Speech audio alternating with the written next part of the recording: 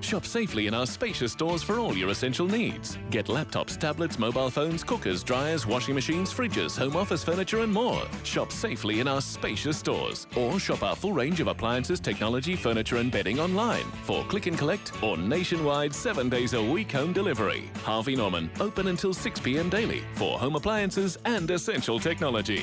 Go! Rugby on Off the Ball. With Vodafone, official sponsors of the Irish rugby team. Team of us. Everyone in. Yeah, you're very welcome back to Off the Ball Saturday here on News Talk. John Duggan with you through until 5 o'clock. Just to let you know, it's Manchester City 1, Sheffield United 0 at half-time in the Premier League. Kyle Walker with the goal. Also Bristol City 1, Norwich City 3 in the Championship. So the final day of the Six Nations in Halloween, pretty gas stuff, but Wales playing Scotland in Cardiff at 2:15, England hosting Italy at Twickenham at 4:45, and then at 8:05 Ireland playing France at the Stade de France in Paris. To look ahead, we're joined by two former Ireland internationals, Mike McCarthy and Alison Miller. Mike and Alison, good afternoon.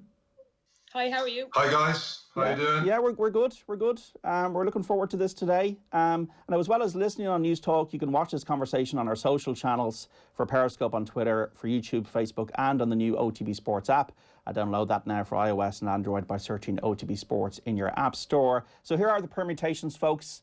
A try-scoring bonus point win will secure the championship for Andy Farrell's side. If they beat France without a bonus point, then there are two other ways Ireland can win. First, if England fail to beat Italy with a try-scoring bonus point. And second, if England beat Italy with a try-scoring bonus point, it would come down to points difference between England and Ireland. And currently Ireland have got a 23-point head start. We hope you're following that. But if Ireland get a bonus point win with the tries, they win the championship. Alison, the team that was named during the week, just the one change, Robbie Henshaw in for Gary Ringrose. Any other changes that should have been made, or do you think that team is the right one? Yeah, I think that team is the right one. I think Ringrose is a huge loss to Ireland. That can't be understated. Like, his role at 13, he often plays as second playmaker. His defence is excellent. Anyone knows that plays 13, it's quite a hard channel to defend. So Henshaw has a hard task today to try and, I suppose, step in there. He's probably not a creative player as Ringrose, but he does have it in his armoury. We saw it in Connacht. He kind of was a good playmaker, and I think his pass to Hugo Keenan for the try shows that he has that playmaking ability. But it is going to be definitely, I think, Ringrose used to put in those lovely kicks to find space. So, yeah, it is. I think it's the right team. Would you agree with that, Mike? Yeah, I totally agree. You know, Gary's certainly a big loss, but I mean, with the experience Robbie brings and the physicality Robbie brings, it's a great change to be able to do, to have Robbie coming in and starting. He is hugely physical. You know, talking about those little kicks through that you've seen Leinster develop over the last season, you saw Robbie Henshaw putting those little kicks in, and I think against Munster, Gary scored with a little chip through. So, yeah, I think Hugo Keenan and Will Connors had great debuts against Italy, but we know it's a different kettle of fish going away to France. Using Italy as a barometer when you're playing kind of top 8 sides in the world, you know, you get a better gauge today. And, you know, one thing, this Irish side tonight, they're not going to have the same amount of time on the ball. You know, we know Sean Edwards, the defence he's brought in, kind of the culture and the mentality, you know, the speed to feet, the work rate and the aggression and the guile he's brought into this team. They're working a lot harder and they're going to get off the line. They're going to eat up the space, and, you know, Johnny and Conor Murray aren't going to have as much time on the ball. But, you know, it's very exciting. Last game of the day this evening. Yeah, it's great to have it, folks. We're asking people listening in on 53106 about their rituals for the day. Listening to OTB while getting my annoying chores out of the way, and then Six Nations all the way. Also planning what takeaway I'll order, so I don't need to bother cooking. That is from Luke. It's a great day for Kian Healy, Mike, a Centurion, somebody you know very well with. You soldiered with him for province and for country, and a very proud day for his family and for him. Oh, it's an incredible milestone, absolutely incredible. I mean, when you think back to 2015 and, you know, there's a possibility of him retiring with that neck injury. And I think, you know, he had a completely numb right hand. I remember him coming into training with you know, when he was coming back after a long layoff, he was training with a which myself and Sean Cronin used to have had a bit of a giggle. He was training with like a gardening glove on. That was to try and keep his hands stretched out open, because he didn't have full control to clench his fists. So, to see where he's come, 100 caps, and it's a testament to his professionalism and his want and his competitiveness. And you probably see stuff on his Instagram of how professional he is, both with his diet, but he's got a little recovery factory he's built in the back of his house with ice baths, and he's got the work. So he takes it very seriously, and what a legend. He goes down in that illustrious club of only 6 players to get over 100 caps, and what a role model for younger guys coming through. So huge day for him. Very, very exciting. Do you have an idea that he was thinking of packing it in, Mike, at one stage, or do players generally tend to keep that stuff to themselves? I think players ultimately keep it to themselves. But yeah, I think looking back in that 2015, I kind of do remember. I think it was on everyone's minds that he'd been out for a long time, and he was in a pretty bad place, and the turnaround's amazing. And I heard someone speaking during the week, just shows how much desire he's got to keep playing, and had the opportunity to probably retire and get a big financial insurance payout, but he was having none of that. He wanted to take the risk to keep playing, and he's rewarded with getting his 100th cap, and it's just great for him and his family. Alison, you had a very bad leg injury as well a few years ago. The recovery process, are there days when you're going, why am I doing this to myself? Yeah, I suppose he's a full-time professional, so slightly different to mine as a full-time worker. But I suppose the psychological reasons are the same, or the psychological aspect it has on you can be very difficult, and you are wondering like why you're doing it and why you're going back. And when I broke my leg, I definitely thought there and then that was it, I was going to retire. But I think as the little progressions go and you get those little milestones, you tick off, getting off the crutches to walking to running, and then you kind of see yourself progressing back into the game. And I think the recovery, the S&Cs, that I think, sports psychologists have a huge role to play these days. And I think the nature of rugby now, it's so attritional, and the injuries can be serious. But on the other side, surgeons are better, S&Cs are more informed about what they're doing. So I think it is a difficult process, but in a way it also can give someone more perspective on, what a privilege it is to play, and it can give you clarity on, whether you want to really get back into it. And like it can be very tough psychologically, but can also be a little bit of a break, I suppose, from the games to get you back. And for me, I try to use the time to do things that I couldn't do when I played rugby. So for him, it would have been difficult. But I think credit to Kian Healy, he really struggled with his hand back then, and I think there was other players, showing their worth. And I think he was struggling, as he had a lot of knock-ons back there, if I remember. But he's really come back and shown how good he is, his ball carrying, his scrummaging. So I think credit to him for getting to this stage, and he's shown what he's capable of. And I think to go through that struggle and contemplate retiring to get to where he is today is a credit to him and his mindset and his ability. I was lucky enough to go to the Stade de France a few years ago for work and experience the French crowd, the allée, and the way they rally the French team, and the way the French team that gets in a roll and the flair they can show. And they can also go against them when France are not playing as well.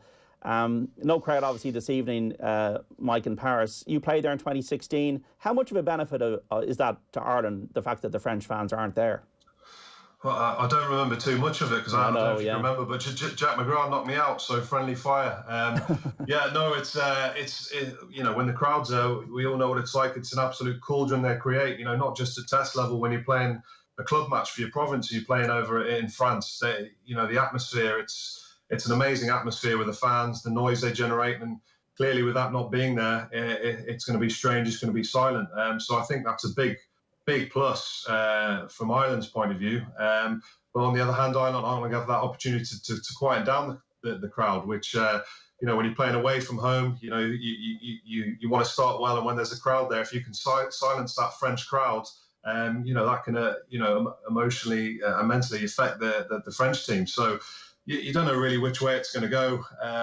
One thing I'll say is I don't think France are going to start as badly as they did against Wales, where they conceded a try in the first minute. But that's the mindset Ireland need to go over there with. And the blueprint, kind of everyone knows it really, to go over and win in France it's pretty simple. If you write that down on paper, it's pretty simple, but then executing it is actually very difficult. So you've got to start well, you've got to match them physically, the scrum and the maul, stop their pick and go game, stop their momentum, and then you've got to bring that physicality, but you've got to keep the discipline. And if you start giving away too many penalties, you just give them easy access. They kick to the corners. What are they good at? They're good at maul and scrum. And the last thing Ireland want to do is get into a wrestling match with them. So they've got to go over and start well, and have a bit of luck on the day as well.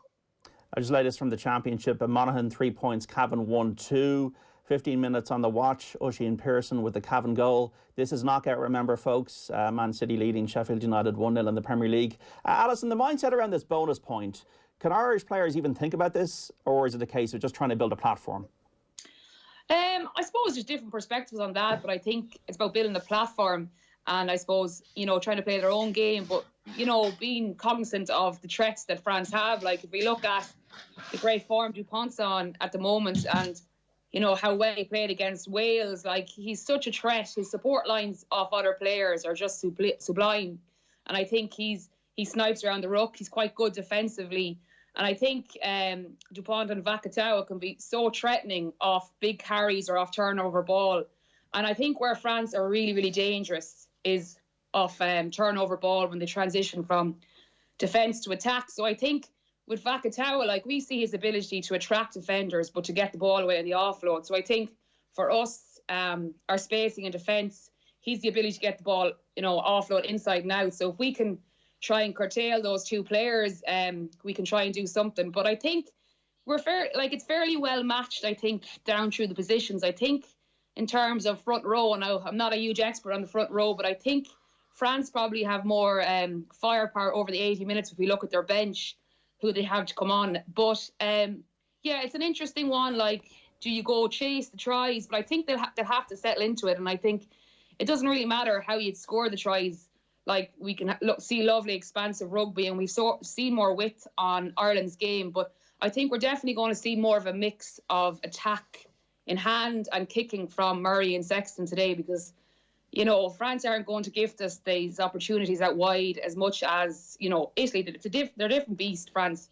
And I think with Sean Edwards' defence, as Mike's pointed out, it's extremely aggressive. They come up hard, and especially on the outside. So I think that's going to be key. I think the turnover or the jackal area against France is going to be interesting. We can't afford to lose two guys in at the turnover, because France will punish us, So we're going to have definitely a more mix of how we play today. But I think stopping those key guys, Entamac and Dupont's relationship together, obviously they play at Toulouse together, is going to be interesting. I think they've got better at decision making at the 9 and 10s, so it'd be interesting to see how that young 9-10 partnership goes up against our more experienced 9 and 10. So it's going to be interesting, but we do have to score tries. I think we have the ability.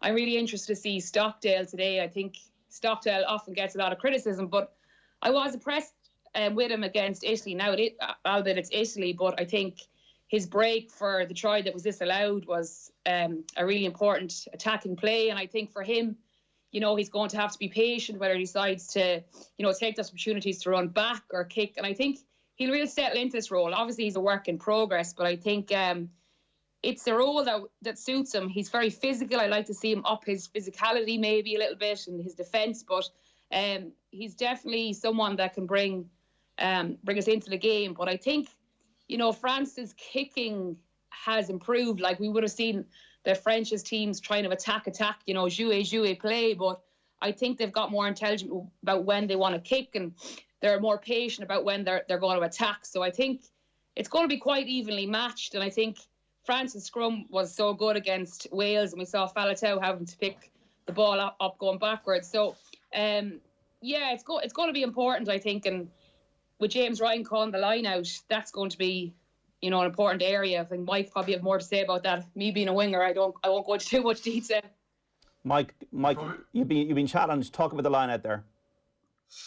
Yeah, well, just sorry if I could just touch on that point you were talking about there about the mindset going into the game and scoring 4 tries. I definitely don't believe that's something they'll be saying. Oh, look, we need to score 4 tries. It'll be a case of let's win the game. So they'll when Joe, I know I didn't really play under Andy Farrell, but with Joe, I know Joe's moved on now. But it's about the process. Sticking to the process. Go and play the game. Stick to the game plan. See where you're at half time, and then you can make a decision at half time as to where you're at. Are you looking just to win the game, or are you looking to push the ball a bit more and go for the 4 tries? But you might see them turning down a few kicks at goal. If it's an easy kick at goal, they'll probably go for it. If it's a bit more difficult, you'll see them kick into the corner.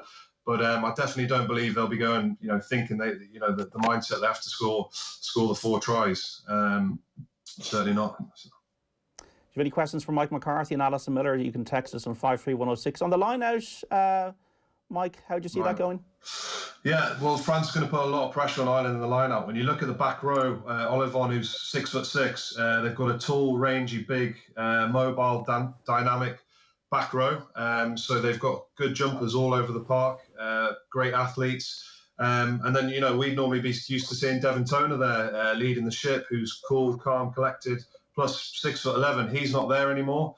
So there's more pressure on James Ryan, a lot more pressure on James Ryan to run the show there. Henderson's obviously away as well. But James Ryan made his debut in the Six Nations in that win in Paris in 2018. And, it was kind of boy to man that day. He was absolutely incredible. His work, the amount of work he got through, and he's got a lot of experience now of running the line out. So I think he's going to do a great job for us.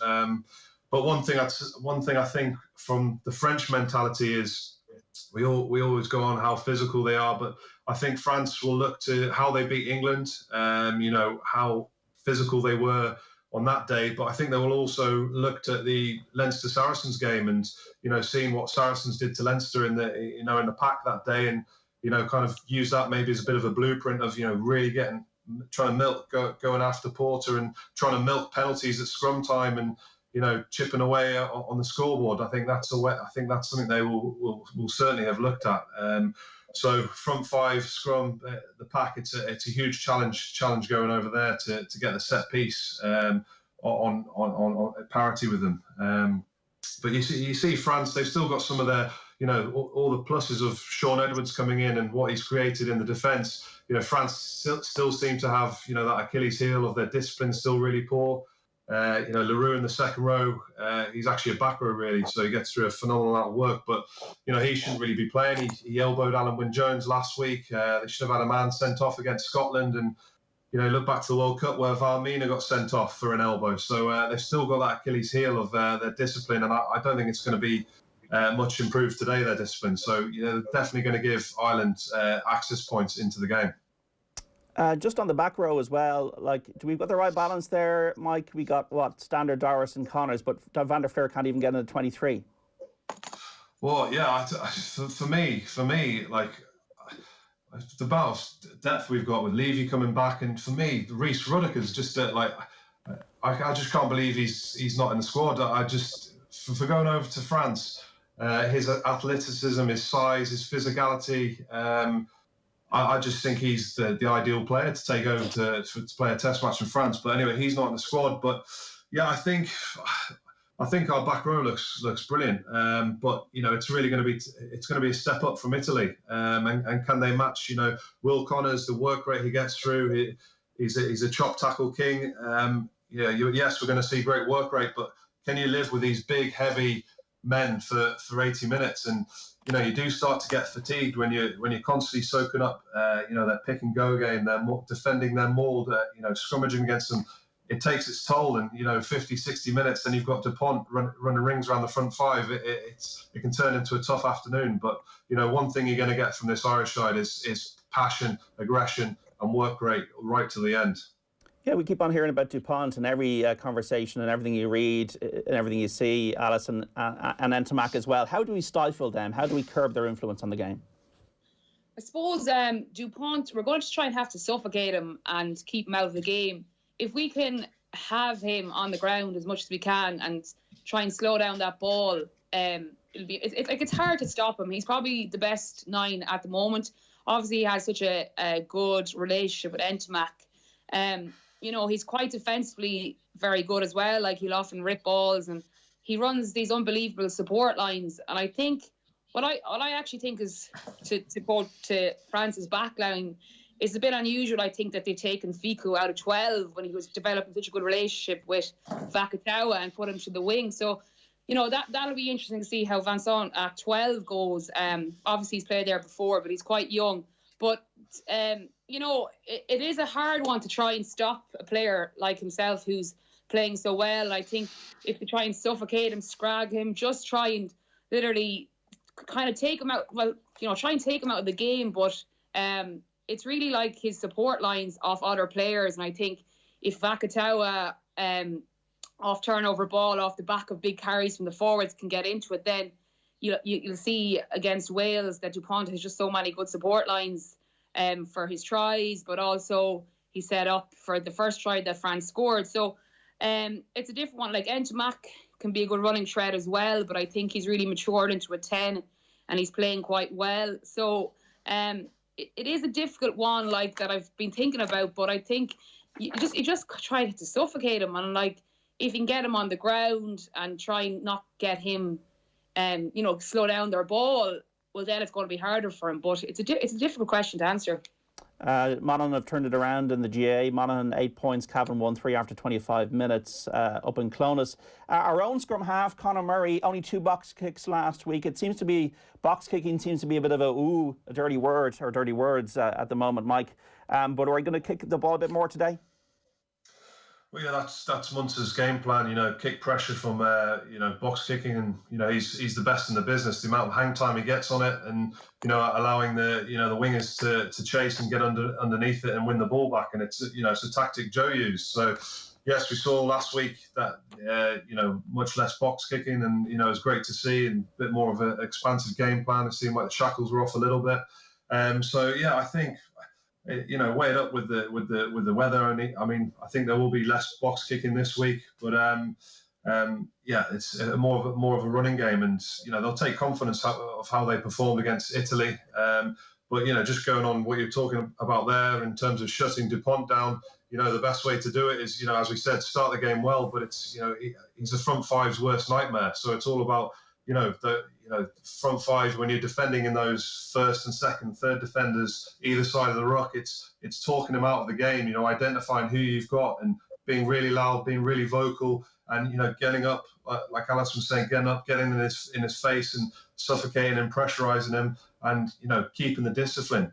And, you know, if you keep doing that, if you're relentless, you keep getting off the line, you keep winning the collision, stopping their momentum, and you frustrate them, you don't give penalties away, they get frustrated and they can capitulate. And that's what we've seen with the French side over the years. You know, they've been in positions where they've been leading at half time very often, and then as the game goes on, they can't maintain that, maintain where they're at in the game, and they end up losing the game. So yes, Sean Edwards has made a big change, but you know, they've still got some of the old traits that are still there, which they're trying to iron out. Do you know when you're in a match, Mike, that the other team are getting rattled and their discipline is going? And can you smell it? Can you sense it? Yeah, definitely. You know, I can picture it in my head. Is, you know, playing French sides, and you know, that's something Joe always spoke about. You know, he brought in and instilled the you know, keeping a poker face. So, however frustrated you are, you know, don't let the opposition see how frustrated you are. You know, someone gives you a cheap shot, you know, back in the day, you give one back to him, or take him out in the next ruck, or in a scrum, try and get through somehow. But you know, it's about staying controlled, staying focused, not snapping back at any of that foul play on you. And you know, it does frustrate them. And these French sides, you know, they know they're bigger, they're heavier, they're stronger, they want to be more physical. And if they're not getting on top of you, they expect, especially at home, to get on top of you at the scrum and the maul and be more physical than you. And then if, you know, as an opposition, if you're matching them or beating them in the scrum or the maul, they do go into their shells a bit, and they don't sometimes have a plan B of how to get around that if a team is able to match them physically, which is a hard thing to do. And in midfield as well, Alison, like Henshaw and Aki will have their work cut out with Vakatawa. Yeah, like I suppose, sensationally coming off the wing, like they've moved him off the wing. I think that's been key for France. Like just watching him, I watched the Wales game there yesterday, and just to watch him, he's the ability to suck in 2 or 3 defenders and still get offloads away that other players just simply couldn't. And I think that opens up then, these support lines for the other French players. But I think, Henshaw's physical, Aki's physical. I think they won't be worried about, the tackle area, but I think it's what he does to bring other people into the game with his offloading ability. He's also quite explosive. He's not just a one-trick pony. I think he's capable of finishing himself. He's quite explosive and dynamic. So I suppose how he works with Vincent there, coming in there, because he had quite a good relationship with Fiku. But like our spacing in defence is going to be really important. Henshaw there at 13. It's a very difficult channel to defend. So I think we're going to have to, get him early, chop him, try and get him down. But I think he is so hard to stop, and just see him bring others into the game, and then it gives France an opportunity. And if we can try and stop that momentum that creates offloads, I think that will be important, because once then he can get those offloads to the other players, it creates a bit of momentum, and that's really, really hard to defend, that offloading. But, like, as I said there, Henshaw and Aki won't be intimidated by them. They're both highly physical players, but I think it's the inside or outside offloads that he can give is the worry, really. The way we perform and the outcome of the match tonight, Mike and Alison, will it dictate how we view Andy Farrell's first campaign? It's been a very strange year. What have been the positives that we've seen so far under Andy Farrell? Well, I think when you look back to February when we had that demoralising loss at Twickenham to England, who would have thought we'd be in a position to now win the championship? So yeah, it's hugely exciting, and like as we've discussed, it's going to be tough. I don't think we've won in France before with 4 tries and a bonus point, but no. As you said, we'll take confidence from 2014, 2018. But it's always going to be a slow process, and taking over from Joe Schmidt, massive shoes to fill. So it was always going to take time, and I think just as lockdown started, people were probably pretty despondent, and I think you certainly saw against, again, we keep saying an Italy side, but we did see a real good process, a real good display. Guys looked like they're enjoying themselves. It seemed like the shackles were off in terms of the game plan. They could do, let themselves play a bit more and do what they want. So I think ultimately, I think that they just need to win today. Go over there and win. Don't mind a bonus point, And if a win away in France with, bearing in mind they beat England at the start of the competition, would be a fantastic result. And could look back on the Six Nations very, very happy as a start for Andy Farrell and his new coaching team. Seems to be a good team spirit, Alison. You were Keenan last week. Looked like it was his first game on a rugby pitch in terms of his delight and his joy about scoring those 2 tries. Yeah, I think he's an interesting one to read about him. I think, he went to Blackrock College, didn't always make the first teams, and progressed quite gradually and slowly, and did his time at Irish Sevens for 2 or 3 years. So it's good to see him. I think he's an exciting player. He obviously has really high fitness levels. I was reading that he's the highest scorer on the Bronco test. I think he's either, I'm not sure if it's second behind or in front of Bowden Barrett, but I think to have that speed endurance and that speed in the back three is really, really important. But I think where I was impressed with him is, and it'll often be the case at wingers, they might take an extra few metres because they are quite explosive, but he looks to offload and bring other people into the game, and he's the potential to be a very good playmaker. And I think you'll see that as he comes in, he trails the line, he'll add an extra body into the attacking line. But I think what I've been impressed with Farrell is that he's not been afraid to pick on form. And I think one of the things I would have been critical about Joe Smith was kind of always going for the tried and tested, maybe regardless of form. He hasn't been afraid to bring in, Will Connors and bring in Keelan Doris and those guys that have been playing well and put their hand up. But I think we will see a little bit more. I think we will see probably a little bit more, a little bit of kicking today from Ireland, a mix of kicking ball and ball in hand attack, because I think if we looked at France, there was questions about them in the air against Wales. No one really commanded the high ball in the back three. So I wouldn't be surprised And I was quite happy not to see Conor Murray box kicking as much. But at the same time, I think they'll probably mix it up a little more to test France in the air, because it was an area that they didn't show any real command in. So, but with Farrell, I think they've shown a little bit more width in their game as well. They're trying to, get the ball to more width, to the edges a little bit more. Obviously, France aren't going to let that happen with Sean Edwards' defence. It's highly aggressive. You've got shooters and you've got it coming up hard on the edge. But, there is reasons to be optimistic. Keenan there the other day scoring 2 tries, and they could have had a third. So it's good to see guys like that coming in and stepping up and taking their opportunities. It'll be a bigger test for him today against France, but I think he did really well, and he can only be measured on the games he plays. So we'll see how he gets on today. And I think Will Connors will have a huge role as well. He obviously played very well, and I think that his chop tackling ability, we always applaud people about how good their attacking game is, but defence is so important as well. And I think that's a huge role that he'll have today to stop those big French runners. So I just think it's great to see Farrell picking on form and giving those guys that are playing well a chance. I'm sure there's nothing more demoralising if you're training really well and you're not getting your shot and you see other guys ahead of you. So yeah. I think that's been what I've been impressed with most is seeing these guys come through. Like, they're playing well. It doesn't matter, what age they are, their experience, they're given a shot.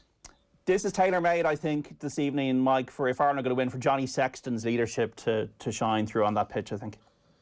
Yeah, we touched on it before with Conor Murray, Johnny Sexton, the two experienced kind of talismen who got all that experience and, can put the team in the right areas of the field. Great, unbelievable tacticians, and going up against Dupont and Ntamak, who are kind of two younger mavericks who are probably a bit more willing to take a risk. And, which way is it going to go? Is it going to suit Conor Murray and Johnny Sexton playing their game, or is it going to suit the French halfbacks taking a bit more of a risk? It's a really exciting matchup, and I'm looking forward to see how that goes. But another area I've just saw there, which I feel Ireland can really frustrate France is I think they can really stifle the French attack. We've spoken about how big and strong and powerful the French side are, but talking about Will Connors there, his chop tackling, he's an absolute momentum killer. He will stop those guys dead in their tracks. And just looking through the team sheet, guys who are good over the ball. Yes, the back row, Doris, Stan and Connors, they're all unbelievable, getting turnovers and the jackal and slowing the ball down. But you look like Kian Healy, Porter, Herring.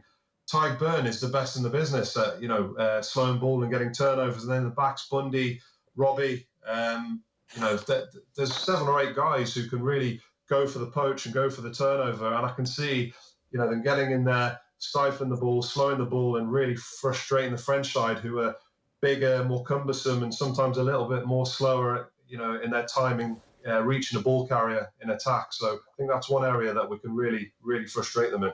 Okay, briefly, any chance, Alison, that Italy will do us a favour and deny England a bonus point?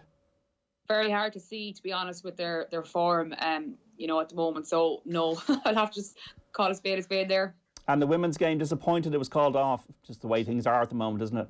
Yeah, it's very disappointing. Obviously, it's the times we're in with COVID, but I think for the Irish women, they don't get to play a lot of games. They have crucial World Cup get my words mixed up here, qualifying games coming up in December, and I think games leading up to them were as important as the Six Nations itself. So hopefully, maybe they can get some November tests before these critical playoffs. And I think they've really improved their performances this year. The defence has really, really improved. I think you've seen some up-and-coming talent, the likes of Dorothy Wall, Bevan Parsons, Linda Dujang, really playing well. But I think it's unfortunate for the girls that they don't get this game. They'd come off a good victory over Italy. France had a shock draw to Scotland. And I think it would have been a good spectacle. But unfortunately, the nature of the women's games, they don't get to play a lot of games now before these critical playoffs. So that's the nature of COVID, I suppose. Okay, got about a minute left, folks. Call us this evening, France or Ireland. Are we going to do it? Are we going to do it on Halloween night, Alison? Sorry? Are we going to do it on Halloween night, the match? I think we can do it. It's going to be difficult, but I think in a way, sometimes I suppose we saw the World Cup, high expectations externally And you talked about performance anxiety of the Irish players at the World Cup. So I think the fact there's not as much expectation this Ireland team can suit us. Obviously, the players are going to have expectations, but I think we can do it. It's going to be very difficult. It's going to be close. It's away in France. Obviously, you don't have the crowd, but I think we can do it if we perform and we can manage the conditions. The French's discipline can be a problem, so if we can take advantage of that. But I'm sitting on the fence here and call it. We gonna win? Go on, I'll be positive. We're going to win. Mike, are we going to do it? Yeah, we're going to do it. I think we're going to win. I don't think we're going to get the bonus point, but look, I'm not saying we're not, because they said we couldn't beat the All Blacks until 2016 and we did it. So I think we've got a chance to do it. I think we'll win. I don't think we'll get the bonus point. Okay, Mike McCarthy and Alison Miller, thanks so much for joining us to preview France and Ireland here on Off the Ball Saturday on News Talk. Back after this. Off the Ball on News Talk. Claim up to 50%